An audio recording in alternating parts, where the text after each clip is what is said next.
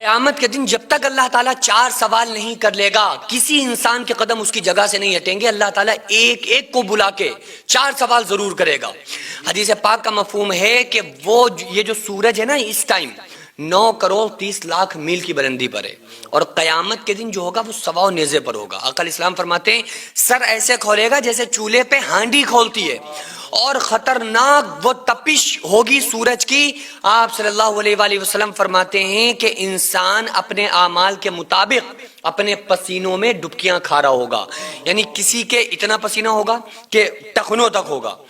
اس کا خود کا اتنا پسینہ کہ ٹخنے اس کے پسینے کے اندر ہوں گے، کسی کے اتنا پسینہ خود کا ہوگا کہ گھٹنوں تک پسینہ ہوگا، کسی کے کمر تک ہوگا، کسی کو اتنا پسینہ آئے گا جس کے بہت اعمال خراب ہوں گے کہ وہ اپنے پسینوں میں ڈبکیاں کھا رہا ہوگا۔ آقا علیہ السلام نے ارشاد فرمایا آنسو ختم ہو جائیں گے روتے روتے تو آنکھوں سے خون جاری ہو جائے گا، اور اللہ تعالیٰ ہر انسان کو، ہر بندے کو قیامت کے دن اپنے سامنے کھڑا کر کے جب تک کہ 4 سوال نہیں کر لے گا، انسان کے قدم اس کی جگہ سے نہیں ہٹیں گے۔ اللہ فرمائے گا، پہلا سوال کرے گا کہ اے میرے بندے بتا، میں نے تجھے زندگی دی تھی تو نے کہاں لگائی؟ کیونکہ جو زندگی ہم جی رہے ہیں، ہماری زندگی کا مقصد ہمیں غلط بتا دیا گیا کہ پیسہ کماؤ، بڑے آدمی بنو، یہ کرو وہ کرو، لیکن اللہ نے مقصد کیا بتایا زندگی کا؟ وما خلقت الجن والانس الا لیعبدون، کہ میں نے جنات اور انسان کو اس لیے پیدا کیا کہ میری عبادت کریں، اور اسی کی عبادت کے لیے ٹائم نہیں ہے۔ تو اللہ تعالیٰ یہ سوال قیامت کے دن کرے گا کہ اے میرے بندے، اے میری بندی، میں نے تجھے جو زندگی دی تھی تو نے وہ زندگی کہاں لگائی؟ پہلا سوال تو بندے کو حساب دینا ہوگا، اسی کے لیے کہا گیا نا 50,000 سال کا ایک دن ہوگا۔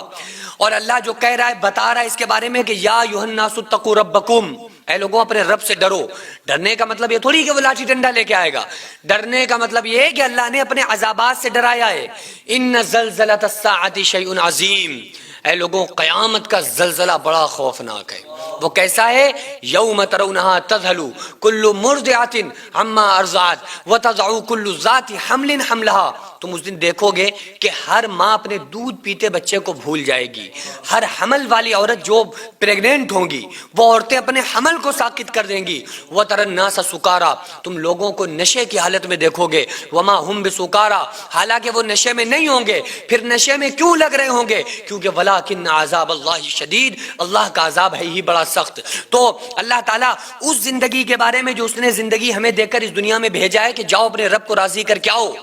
اس کے بارے میں قیامت کے دن پوچھے گا کہ اے میرے بندے، میری بندی، جو میں نے تجھے زندگی دی تھی وہ تو نے کہاں لگائی؟ دوسرا سوال، میں نے تمہیں جوانی دی تھی وہ کہاں لگائی؟ اسی کے لیے جوانی کی عبادت کو بہت زیادہ اہمیت دی گئی ہے۔ جوانی کی عبادت کو اللہ تعالیٰ قبول کرتا ہے، جوانی کی توبہ کو پہ اللہ تعالیٰ راضی ہوتا ہے، خوش ہوتا ہے۔ جب کوئی جوان بندہ اللہ کے سامنے روتا ہے تو اللہ تبارک و تعالیٰ اس کی دعاؤں کو قبول کرتا ہے، فرشتوں میں رشک فرماتا ہے، فخر فرماتا ہے۔ تو اللہ اسی جوانی کے بارے میں پوچھے گا کہ راتیں کیسے بتائیں، وہ دن کیسے گزارے، جو زندگی اور تمہیں جو جوانی دی تھی، اس جوانی میں جب تمہاری جسم میں طاقت تھی، جب تمہارے باڈی میں طاقت تھی، اور جب تمہارے باپ کی کمر جھک چکی تھی تو باپ کا سہارا بن کے زندگی گزاری تھی، یا اپنی دنیاوی رنگینیوں میں رہ کر تکبر اور گھمنڈ کے ساتھ اور عبادتوں کو چھوڑ کر اور رات میں فحاشی اور مکاری کے ساتھ زندگی گزاری تھی۔ آج اللہ تعالیٰ وہ یہ سوال کرے گا قیامت کے دن، اور اس کا جواب ہر بندے کو دینا ہے۔ تیسرا سوال اللہ پوچھے گا کہ اے میرے بندے یہ بتا، تو نے اپنے علم پر کیا عمل کیا تھا؟ جو ہم نے تجھے علم دیا تھا، جو ہم نے تجھے سمجھ دی تھی، جو ہم نے تجھے فہم دیا تھا، سوچنے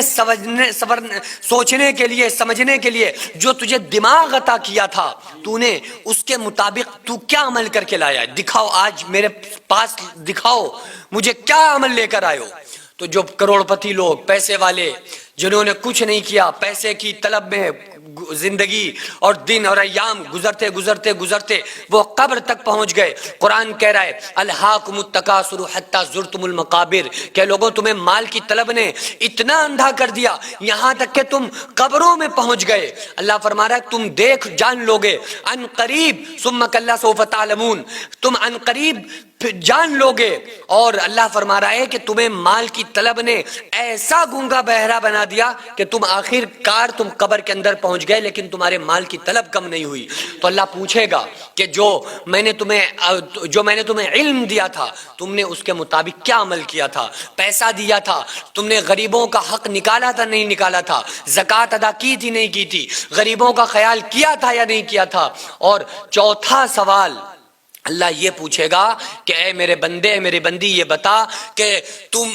تم نے مال کہاں سے کمایا تھا اور کہاں خرچہ کیا تھا۔ آج اللہ کے سامنے اس بات کو تمہیں کلیئر کرنا پڑے گا۔ قیامت کے دن اللہ سوال کرے گا اور اس وقت تک انسان کے قدم اس کی جگہ سے نہیں ہٹیں گے۔ انسان ننگے پاؤں، ننگے سر، ننگے جسم، بغیر ختنے کے جس حالت پہ پیدا ہوا تھا اسی حالت پہ اللہ تعالیٰ بندے کو کھڑا کرے گا قیامت کے دن اور کہے گا ہمیں تو یہی نہیں پتا ہوتا ہے کہ ہم نے پرسوں کیا کھایا تھا، ہمیں یہی نہیں پتا ہوتا ہے جو آج ہم خرچ کر رہے ہیں ہم نے کمایا کیسے تھا، حلال کمایا تھا حرام کمایا تھا، آج جو ہم خرچ کر رہے ہیں اسراف خرچ کر رہے ہیں یا ہم ایمانداری کے ساتھ ٹھیک ٹھاک خرچ کر رہے ہیں، ہمیں تو یہی خبر نہیں ہوتی۔ لیکن قیامت کے دن اللہ تعالیٰ ایک ایک دنیا کی ایکٹیویٹیز جو ہیں ہماری اس کے بارے میں اللہ تعالیٰ قیامت کے دن سوال کرے گا اور ہر بندے کو اس کا جواب دینا پڑے گا۔ اسی تیاری کروانے کے لیے اللہ نے انبیاء علیہ السلام کو دنیا کے اندر بھیجا۔ وما ارسلناک الا مبشرا ونذیرا، اے میرے محبوب صلی اللہ علیہ وآلہ وسلم ہم نے آپ کو خوشخبری سنانے والا اور ڈرانے والا بنا کر بھیجا ہے۔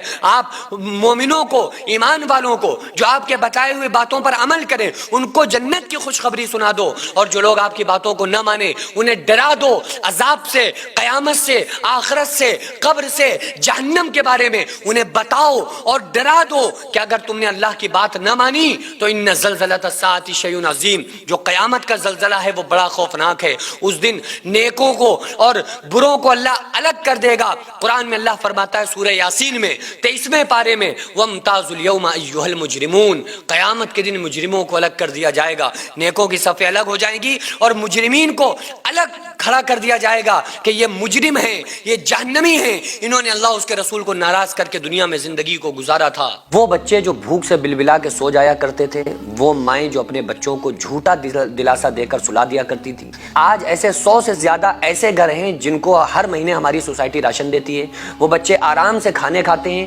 اور آپ تمام لوگوں کو دعاؤں سے نوازتے ہیں۔ 100 سے زیادہ گھروں میں راشن دینا، ان کی دوا علاج کا خیال رکھنا، ان کی سردیوں میں کپڑوں اور لحاف کا اور بستروں کا کمبل کا انتظام کرنا، آپ لوگوں کے تعاون سے ہی غریبوں کے گھر میں راشن پہنچتا ہے۔ وہ بیوہ عورتیں جن کا کوئی سہارا نہیں تھا، وہ یتیم بچے جن کو کوئی پوچھنے والا نہیں تھا، آج الحمدللہ ان کے سروں پر ہاتھ ہے، آج الحمدللہ ان کو کسی بات کی کوئی پریشانی نہیں ہے۔ یہ صرف پاسبل ہوا ہے آپ لوگوں کے تعاون سے۔ میں رب کعبہ کی قسم کھا کے آپ کو بتاتا ہوں کہ میں تقریباً اپنی پرسنل اور ذاتی کمائی کا 90% حصہ میں خود اپنی سوسائٹی میں دے دیتا ہوں۔ یہ ہمارا آپ کو بتانا یہ کوئی بڑائی مارنا نہیں ہے، بلکہ آپ لوگوں کو اپنے ساتھ جوڑ کر کام کرنا ہے۔ آپ لوگوں سے بڑی عاجزانہ درخواست ہے، اپیل ہے کہ آپ لوگ ہمارے ساتھ مل کر زیادہ سے زیادہ تعاون کریں اور ہم یہ ارادہ کریں، ہم یہ عہد کریں کہ غریب کے بچوں کو انشاءاللہ بھوکا نہیں سونے دیں گے، اور اس کا اجر اللہ تعالیٰ ہمیں دنیا میں، ہمارے مرنے کے بعد قبر میں اور ہمیں آخرت میں ضرور عطا فرمائے گا۔ اگر آپ چاہیں تو اپنے مرحومین کے نام سے بھی ایصال ثواب کے طور پہ دے سکتے ہیں، اور آپ کا دیا ہوا ایک ایک روپیہ صحیح جگہ پر پہنچتا ہے،